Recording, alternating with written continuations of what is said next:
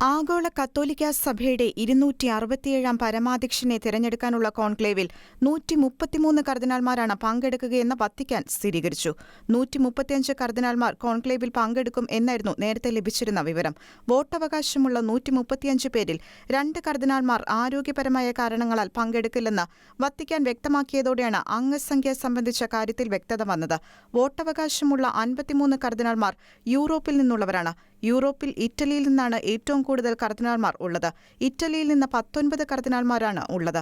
ഫ്രാൻസിൽ നിന്ന് 6-ഉം സ്പെയിനിൽ നിന്ന് 5 കർദിനാൾമാരും പങ്കെടുക്കും.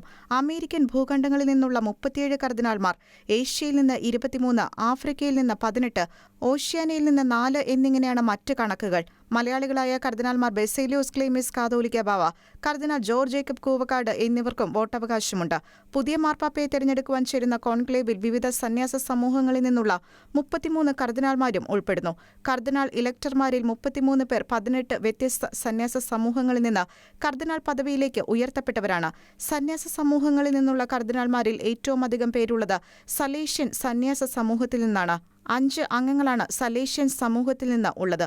കോൺക്ലേവിൽ പങ്കുചേരുന്ന 4 പേർ ഓർഡർ ഓഫ് ഫ്രയേഴ്സ് മൈനർ എന്ന സമൂഹത്തിൽ നിന്നുള്ളവരാണ്. ഫ്രാൻസിസ് പാപ്പ അംഗമായിരുന്ന ജെസ്യൂട്ട് സന്യാസ സമൂഹത്തിൽ നിന്നുള്ള 4 പേരും കോൺക്ലേവിൽ പങ്കെടുക്കുന്നുണ്ട്. ഡൊമിനിക്കൻ സന്യാസ സമൂഹത്തിൽ നിന്ന് 2 കർദിനാൾമാരും, റിഡംപ്റ്ററിസ്റ്റ് സന്യാസ സമൂഹത്തിൽ നിന്ന് 2 കർദിനാൾമാരും, ഡിവൈൻ വേർഡ് മിഷണറീസ് സമൂഹത്തിൽ നിന്ന് 2 കർദിനാൾമാരും മറ്റ് നിരവധി കോൺഗ്രിഗേഷനുകളിൽ നിന്നുള്ളവരും കോൺക്ലേവിൽ പങ്കെടുക്കും. കൺവെൻഷണൽ ഫ്രാൻസിസ്കൻ സന്യാസ സമൂഹത്തിൽ നിന്ന് 3 പേരാകും കോൺക്ലേവിൽ പങ്കെടുക്കുക. International desk, Shekinah news.